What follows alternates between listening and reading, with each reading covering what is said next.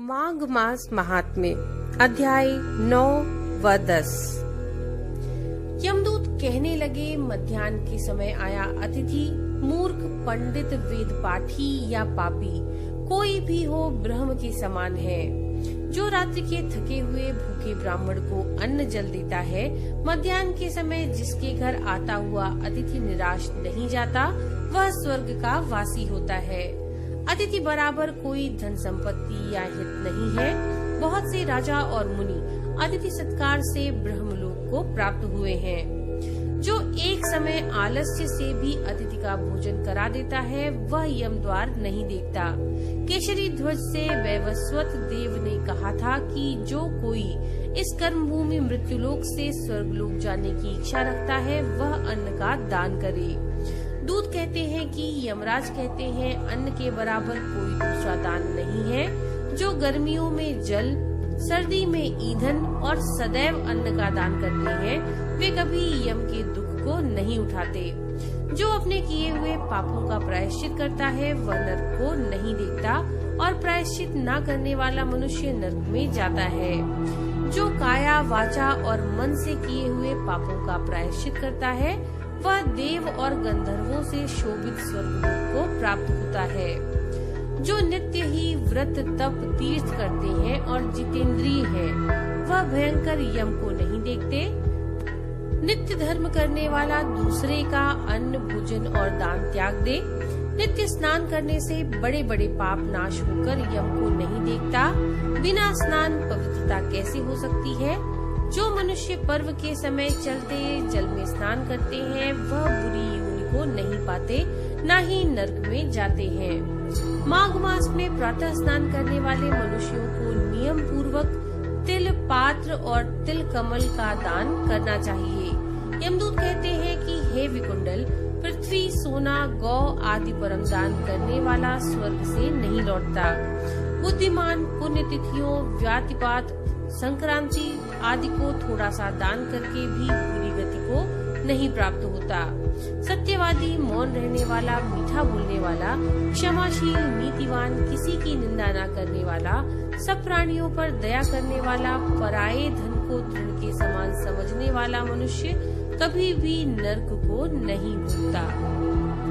यमदूत कहने लगे कि हे वैश्य, एक बार भी गंगा जी में स्नान करने से मनुष्य सब पापों से छूटकर अत्यंत शुद्ध हो जाता है।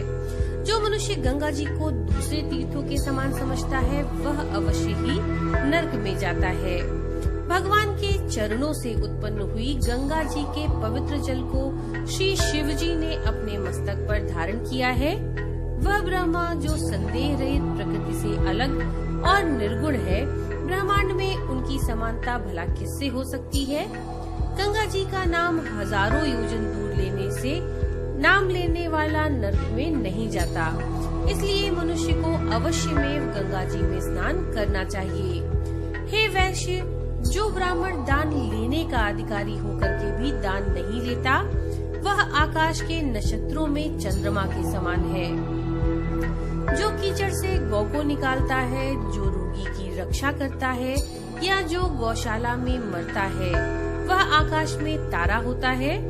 प्राणायाम करने वाले मनुष्य सदैव उत्तम गति को प्राप्त होते हैं, और प्रातः समय स्नान के पश्चात जो 16 प्राणायाम करते हैं, वे घोर पापों से बच जाते हैं।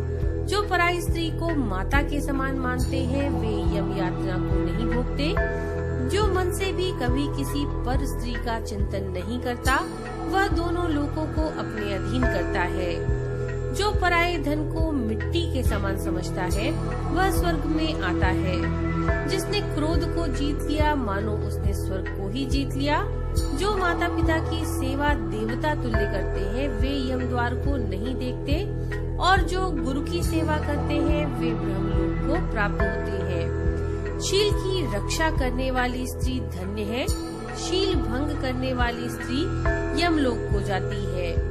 जो वेदों और शास्त्रों को पढ़ते हैं, या पुराण और संहिता को पढ़ते और सुनते हैं, तथा जो स्मृति का व्याख्यान और धर्मशास्त्र समझते हैं, या जो वेदांत में लीन रहते हैं, वे पाप रहित होकर के ब्रह्मलोक को प्राप्त होते हैं।